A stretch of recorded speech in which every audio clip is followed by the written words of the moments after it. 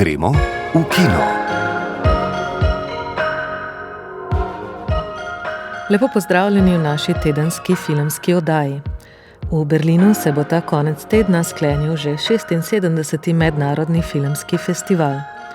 V oddaji se o vtisih iz festivala in ugibanjih o filmih, ki utegnejo prejeti katerega od berlinskih medvedov, pogovarjamo z Ingrid Kovač-Brus. Poleg tega tokrat ocenjujemo filma Tajni agent Kleberja Mendonce Filja in Viharni vrh Emerald Fennell. Poklonili pa se bomo tudi slavnemu ustvarjalcu ameriških dokumentarnih filmov Frederiku Weizmanu, ki nas je zapustil v torek. Vabljeni v našo družbo.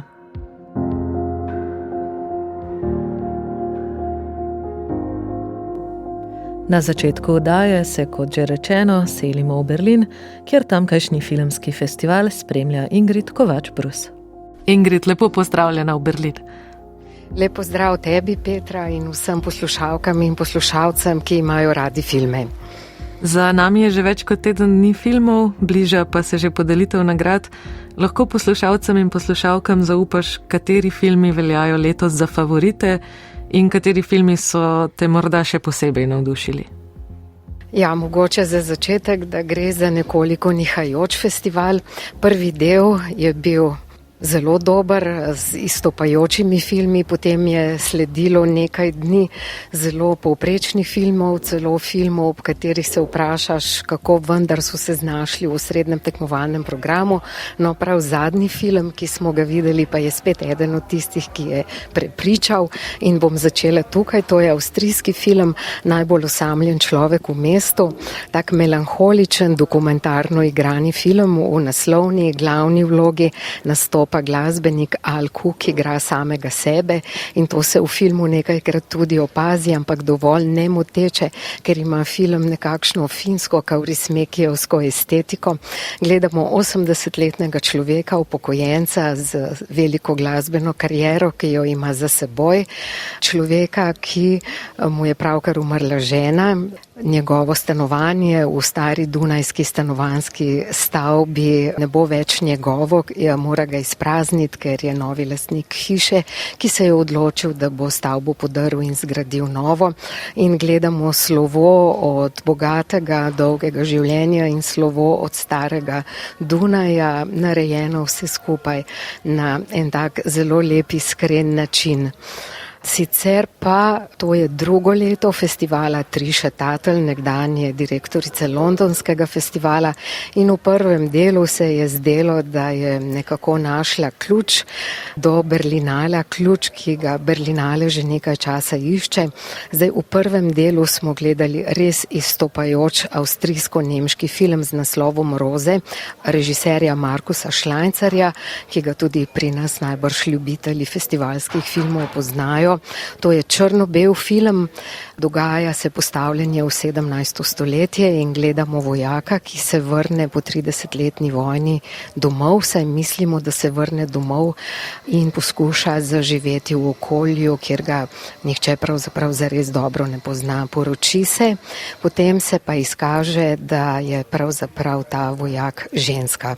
In tukaj se začne tisti res zanimivi del filma, ki je tudi nekako aktualen in ga lahko usporejamo s sodobnostjo, kako ta stroga puritanska skupnost sprejme človeka, žensko, ki je drugačna in se poskuša integrirati. Naj samo še povem, da je res imenitna Sandra Hüller kot že zadnjih nekaj let v vsaki vlogi tudi tukaj. Potem še eden od izstopajočih filmov je prav tako nemški režiserja Ilkarja Čataka z naslovom Rumena pisma.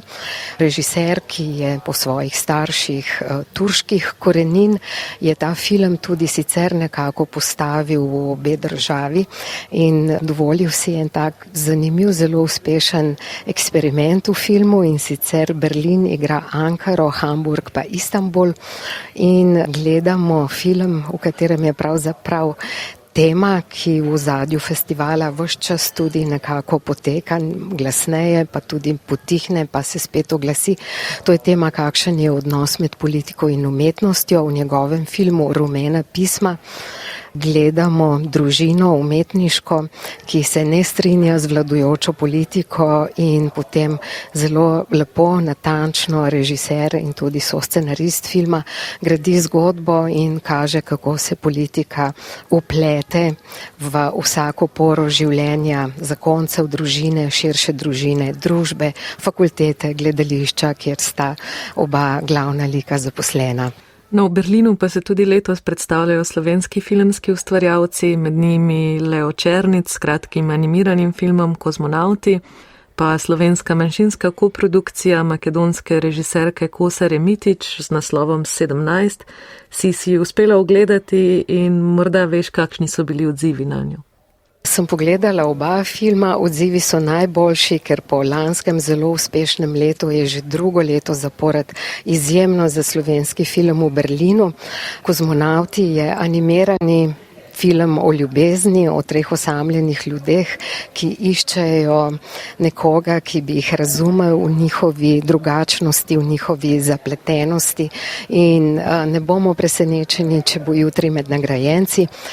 Film 17 makedonske režiserke Kosare Mitić pa je sploh eden najboljših filmov Berlinala. Povsem z lahkoto bi si ga ogledali v osrednjem tekmovalnem programu in tudi tam bi bil zagotovo v igri za najvišje nagrade. Gre za izjemen prvenec, za izjemno, zelo posebno filmsko izpoved, zagotovo zelo nadarjene filmske režiserke. Gledamo najstnike, ki se odpravijo najbrž iz Skopja na maturantski izlet v Grčijo, in med njimi je tudi sošolka z veliko skrivnostjo, ampak film ni samo to.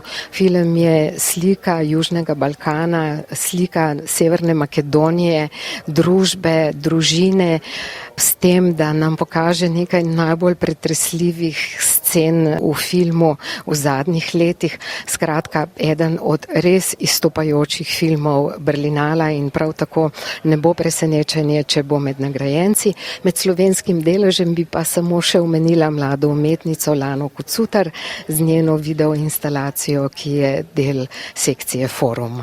Omenila si že, da se na Berlinalu letos še posebej veliko govori o odnosu med politiko in umetnostjo. Še vedno odmeva izjava Wima Wendersa, predsednika letošnje žirije, ki je na tiskovni konferenci ob vprašanju novinarja o odnosu festivala in žirije do situacije v Gazi mnoge precej razburil. Vemo pa tudi, da so na Berlinalu že v preteklih letih večkrat leteli očitki cenzure, na drugi strani pa, da se na tem festivalu vseeno znajdejo politični filmi. Leta 2023 se je na otvoritev festivala s prenosom v živo denimo javil celo Volodimir Zelenski. Na kakšne odzive je naletela ta njegova izjava in kako se do tega vprašanja pravzaprav opredeljuje festival in njegova direktorica? Ja, Berlinale v zadnjih 2, 3, morda celo 4 sezonah res išče svojo identiteto. Festival, sama ga spremljam zdaj že skoraj 30 letja, je vedno veljal za zelo političen festival. Ni se bal ne filmov, ki so tematizirali nemško družbo, ali pa filmov, ki so prihajali iz področji, kjer so se dogajale stvari, ki so jih v različnih okoljih različno razumeli. Leto po vklopu Volodimirja Zelenskega se je tukaj 2 leti od tega na zaključni prireditvi v resnici zgodil velik škandal ob filmu No Other Land, Edina zemlja, ki sta ga podpisala izraelski in palestinski režiser, novinar Bazel Adra, pa je tudi odvetnik, torej Yuval Abraham in Bazel Adra. Tudi sama se najbrž spomni zaključne prireditve, na kateri je bil film nagrajen.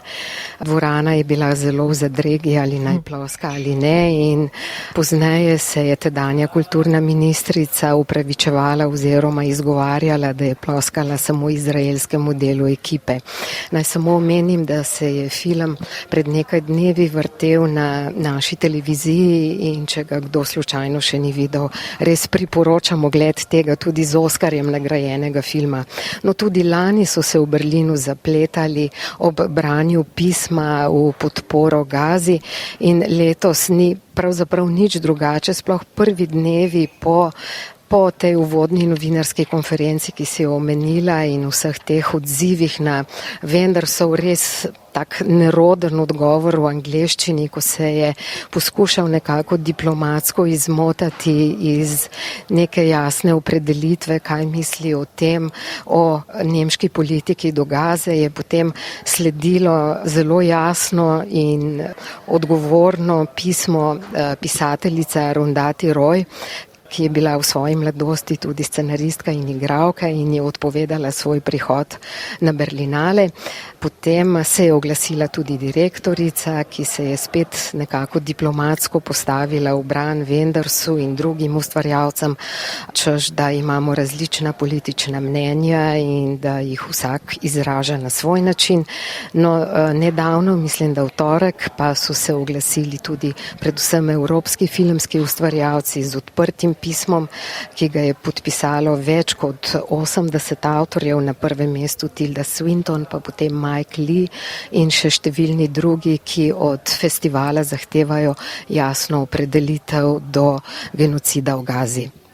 Ingrid, hvala za vse vtise, mi pa čakamo na razglasitev, to bo letos prejel Berlinske medvede. In medtem držimo pesti za Lea Černica in Kosaro Mitić.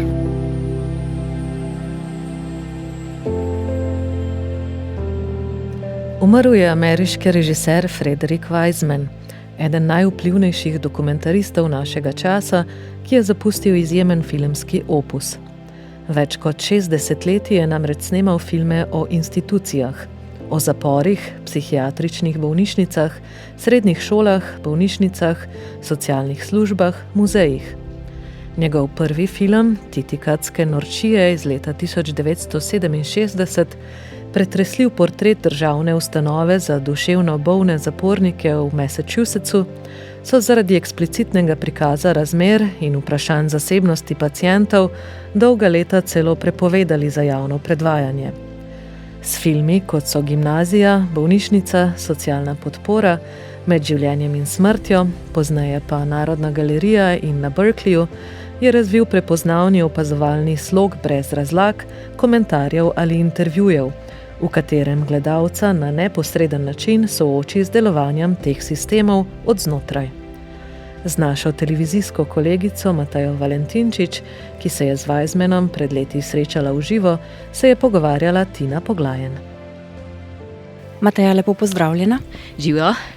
Ko danes pomisliš na Fredericka Wisemana kot sogovornika, kakšen človek je bil v živo? Hočem reči, v njegovih filmih skoraj nikoli oziroma nikoli ne slišimo avtorjevega glasu. Kakšen pa je bil njegov glas v pogovoru? Kako je govoril v svojih filmih? Frederick Wiseman je bil izredno vljuden, osredotočen in skromen sogovornik. Kljub temu, da je imel že takrat, mislim, ogromen status, še živečega filmskega klasika. Najbolj se pravzaprav spomnim, da sem ga vprašala, ko sem ga vprašala o tem observacijskem slogu njegovih filmov, in kako mu pravzaprav vedno uspe posneti te bistvene momente v vsaki situaciji, da je rekel, da je njegova edina tehnika, da je z ljudmi povsem odkrit, da jim pač razloži, kaj dela, kako bo film uporabljen in da je dobil v svoji karieri le malo zavrnitev, da mu ljudje ne bi dovolili snemanja. No, in ko je recimo snemal Domestic Violence, nasilje v družini, to je film iz leta 2001, je rekel, da so vse ženske v zavetišču praktično takoj privolile v sodelovanje, kar ga je začudilo in je vprašal, zakaj. In so mu podobno, recimo kot zdaj Giselle Pelicot, rekle, da zato, ker mislijo, da bi film lahko pomagal tudi drugim ženskam, žrtvam nasilja. No, po drugi strani pa je seveda cel mesec pred snemanjem preživel v tem zavetišču oziroma v varni hiši, tako kot je recimo tudi preživel kar 3 mesece v La Comédie Française, preden je tam začel snemati. Skratka, tudi zato so njegovi filmi, kot je tudi sam rekel, niso zgolj observacijski dokumentarci, ampak so dramatični pripovedni filmi. Ampak seveda zato si je treba vzeti ogromno časa, ogromno je priprav, dobiti je treba vsa dovoljenja. pa Weizmann je seveda vedno posnel ogromno materijala, iz katerega je potem v montaži izrasla neka organska forma. No in ravno zato recimo se mi zdi, da njegovi filmi, kljub temu, da trajajo več ur ponavadi, nikoli niso dolgočasni. Vedno imaš občutek, da kot da bereš nek roman, kot da si se potopil v nek milje, ki ti ga Weizmann odstira tako plastjo za plastjo, ne, v vsej kompleksnosti. Ne. On je res, bi rekla, Weizmann, ne, ampak ne pametnjakovič, ne, ampak modrec, pameten človek. No, takrat si zapisala, da se je znal v narekovajih infiltrirati v institucije in z navidez nevtralnim, neangažiranim pristopom razkriti različne oblike nasilja sistema nad posameznikom. Kakšna je bila po tvojem njegova logika za takšnim pristopom? Se ti zdi, da je šlo res za nevtralnost ali za premišljeno, morda celo za politično držo? Ja, recimo zanimivo je, ne, da ko so ga nekoč povprašali o njegovi politični orientaciji, je rekel, da so njegovi politični vzorniki Gravča, Čiko in Harpo. Ne. Se pravi, bratje Marx, znani po svojih anarhoidnih komedijah, ki imajo pa vse nekaj neprebojnega, eno trdo jedro. Ne. Jaz mislim, da je ta navidez observacijski, opazovalni način muhe na steni v njegovih filmih pravzaprav to Weizmannovo trdo jedro, ne. Ta njegova politično-etična nepopustljivost pri prikazovanju recimo temu mikrofizike oblasti v vsakdanjem življenju, ne, če malo ponavljam za Foucaultem. Ja, jaz seveda mislim, da je to povsem premišljena drža. Ne. Je pač iznašel svojo lastno avtorsko političnost, ki je vgrajena v samo poetiko njegovega dela in njegovega načina dela. Ne. In ravno zato mislim, da ga uvrščamo med filmske klasike. Ne. On se ne trudi biti političen, on pač je političen. Njegov prvi film Titikatske norčije je bil dolgo celo prepovedan. Se ti zdi, da je skozi vso kariero ohranil podobno drznost in pripravljenost na tveganje, ali se je njegov pogled s časom morda tudi spremenil, omehčal? Zanimivo, to sem ga tudi jaz vprašala takrat, ne, ampak mi je rekel, da ne vidi nobene razlike med svojimi zgodnjimi in kasnejšimi filmi. Ne. In prav Titikatske norčije, ki jih je posnel v zaporu Bridgewater v Massachusettsu, mislim, to je zapor za najhujše duševno motene kriminalce, ni bil prepovedan zaradi nekih nelagodnih scen, recimo prisilnega hranjenja oziroma zaradi teh kršenja človekovih pravic teh zapornikov, ne, ker to je bilo le leto 1967, ko so še temnopolti v ZDA, ne, komaj ravno kar dobili volilno pravico leta 1965. Ne. V bistvu je namestnik guvernerja, ki je najprej mu dovolil snemanje v tem zaporu, potem je pa kandidiral za pravosodnega ministra, se ustrašil za svojo politično kariero, ne, in dosegel prepoved predvajanja filma, češ da gre za vdor v zasebnost teh zapornikov. No. Ampak mislim, da Weizmann v vseh svojih filmih kaže učinkovanje ideologije v demokraciji skozi njene institucije. Ne. In ta ideologija je seveda običajno ideologija oblasti, se pravi tistega, ki ima in hoče obdržati moč in vpliv v družbi. Mateja Valentinčič, najlepša hvala za ta pogovor in hvala ti, ker si se oglasila na radio. Hvala.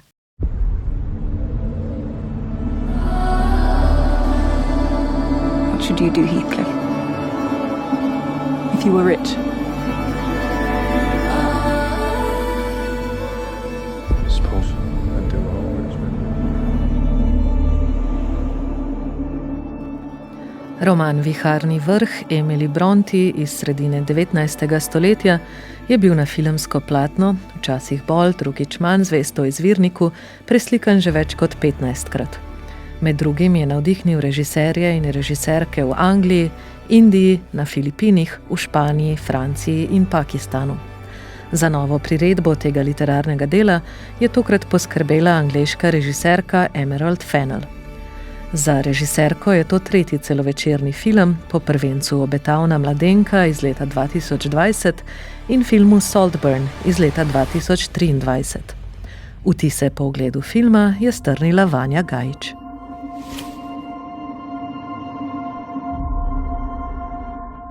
Kot je dandanes že v navadi, smo prvi vpogled v najnovejšo priredbo klasičnega romana Viharni vrh dobili skoraj leto pred premiero s pomočjo neuradnih fotografij snemanja. Te so ponujale precej transgresivno vizijo viktorijanske ljubezenske zgodbe, ki prek tragičnega odnosa med Catherine Earnshaw in Heathcliffom, temnopoltim varovancem njenega očeta, tematizira vprašanja medgeneracijske travme ter rasnih in razrednih trenj v angleški družbi 18. stoletja.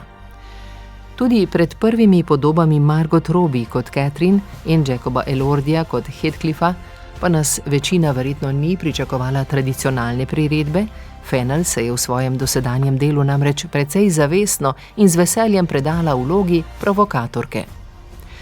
Vseeno so prej omenjene fotografije prizorov s kostumi v slogu 80. let prejšnjega stoletja, svetlolaso Robbie v vlogi temnolase Catherine in izrazito erotičnimi trenutki razburili marsikaterega oboževalca izvirnika. Še večja tarča pomislekov pa sta bila glavna igralca. Kljub pogostim diskrepancam v starosti igralcev in njihovih likov je 35-letna Robbie precej vprašljiva kandidatka za vlogo Cathy, ki v romanu umre pri svojih 18.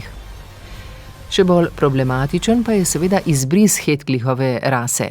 Prav sedaj, ko je javni diskurs tako osredotočen na probleme reprezentacije, razmerij moči in prevpraševanje zgodovine, bi lahko Fennell v svoji priredbi povedala kaj zares pomembnega. A se je odločila, da ne bo. Kot režiserka tudi sama prizna, je omenjeni konteksti pri pisanju scenarija niso zanimali. Fennell je želela prej kot samo knjižno predlogo na veliki zaslon prenesti svoj najstniški vtis romana. Za ta namen si je pred ponovnim prebiranjem knjige tudi izpisala vse, česar se je spominjala od preteklih branj. Med temi zapiski so se tako znašle reči, ki so se režiserki skozi leta vtisnile v spomin, pa tudi tisto, kar je v procesu pozabljanja in fantaziranja sama dodala. Sodeč po filmu in njenih besedah, je pri adaptiranju bolj zvesto sledila tem vtisom kot Brontijinemu romanu. Njeno priredbo bi lahko zato ustrezneje karakterizirali kot fenovsko literaturo v filmski različici. Kot številne priredbe romana prej Fennell v svoji v ospredje postavi del zgodbe, ki se osredotoča na odnos med Catherine in Heathcliffom, izpusti torej knjižno sedanjost, v kateri Brontë izriše usodo naslednje generacije na Viharnem vrhu. Fennell vsebinsko niti v najširšem smislu ni zvesta sporočilu ali resnici romana, temveč raje sledi svoji čustveni resnici. Heathcliffov lik je tako odrešen praktično vseh svojih okrutnih lastnosti, ter s tem zravnan v idealiziranega romantičnega junaka. Mnogo drugih likov je iz zgodbe izbrisanih ali združenih v en lik, pa tudi njihove motivacije in dejanja so drugačni. Vse te spremembe služijo izbrisu kompleksnejših družbenih vidikov romana ter osredotočanju na trenutke zgodbe, ki lahko samo v takšnem vakuumu zares delujejo kot epska romantična tragedija. Tako se najnovejši Viharni vrh popolnoma preda erotičnim podtonom romana in estetiki kiča iz 80. Fluorescenčno, oranžno-rožnato nebo in razkošna kostumografija bi lahko bili vzeti naravnost s platnic cenenih zgodovinskih ljubezenskih romanov. Ti so, nenazadnje, navdihnili tudi plakat filma. Mogočna scenografija prehaja med meglenimi travnatimi griči in izumetničenimi notranjščinami, ki obenem spominjajo na Draculo Francisa Forda Coppole in Rocky Horror Picture Show režiserja Jima Sharmana. Namesto zgodovinsko ali literarno ustrezne priredbe nam Fennell s tem ponudi čutno, impresionistično, stilizirano izkušnjo. Če uspemo ob ogledu tudi sami popolnoma zanemariti izvirni roman, lahko s potopitvijo v to izkušnjo film doživimo kot učinkovit, koherenten in estetsko presunljiv izdelek. Essa é a pessoa. Eu quero buraco na boca.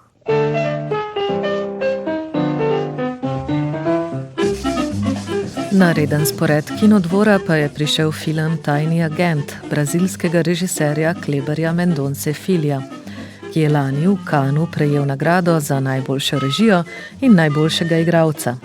Film pa se poteguje tudi za tujejezičnega Oskarja, pa za Oskarja za najboljši film, za glavno moško vlogo in za casting. Film si je ogledal Gorazd Trušnovec.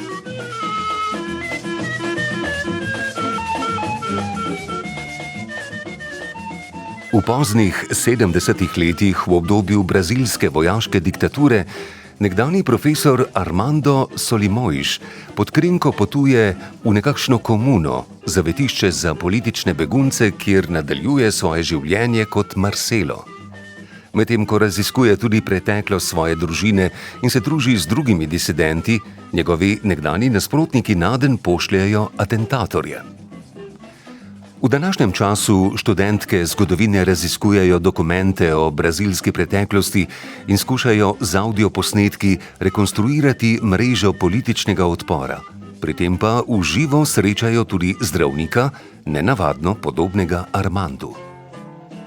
Povzetek zgodbe brazilskega celovečerca Tajni agent o Agente Secreto iz leta 2025 pove pravzaprav zelo malo o tem vznemirljivem filmskem organizmu, ki ga podpisuje scenarist in režiser Kleber Mendonça Filho.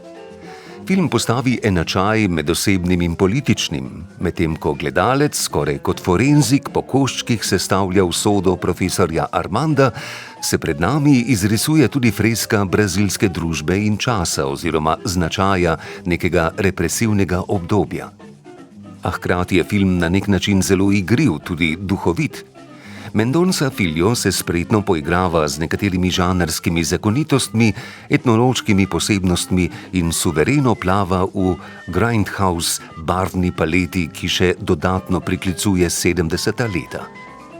Uspe mu biti celo smešen na preganjavičen način Kafke z vdori absurda, ki pa hkrati sledi sanjski logiki pripovedi. Ali bolje rečeno, pošlje nas na potovanje po meandrih spomina, ki preskakujejo med časovnimi obdobji, dogodki in identitetami. Film bi s svojo konstrukcijo zlahka zdrsnil v neprebavljiv solipsizem, vendar brez skrbi. Ves čas smo v varnih rokah zrelega avtorja, ki ga je užitek opazovati pri delu. Na lanskem festivalu v Cannu sta bila nagrajena Mendonça Filho kot režiser in Wagner Moura kot glavni igralec. Njegov portret zadržanega intelektualca pooseblja tudi samega gledalca kot divjega detektiva, če lahko uporabim sintagmo Roberta Bolanja. Ta se mora znajti v kaotičnih situacijah, kjer nihče ni nujno to, za kar se sprva predstavlja, in kjer posamezna podoba ni nujno tudi resnična. Morda je neko širšo zgodovinsko resnico zares mogoče izkusiti samo z bogatim mozaikom fiktivnih anekdot. Tajni agent je slikovita, karnevalska filmska izkušnja mojstrskega cineasta, ki v domiselnem valovanju pripovedi utopi bolečino zgodovinske izkušnje. Film zares velikega platna in velikega avtorskega zamaha. In nenazadnje tudi slovo Uda Kirja, ki tu nastopi v svoji zadnji filmski vlogi.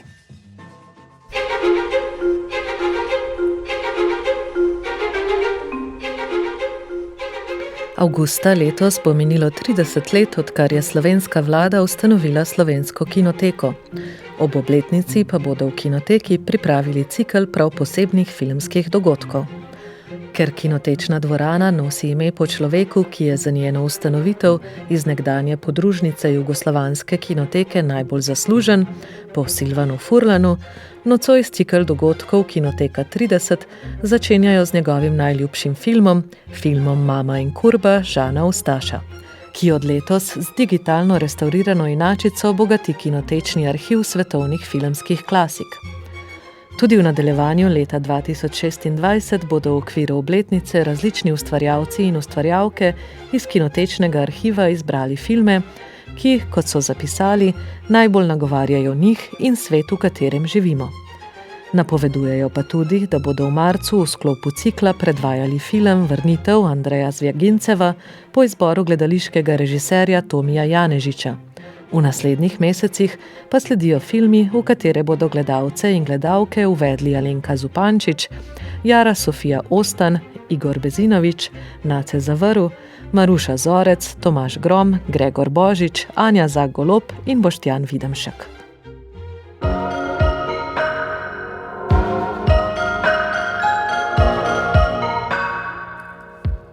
To je bila oddaja Gremo v kino.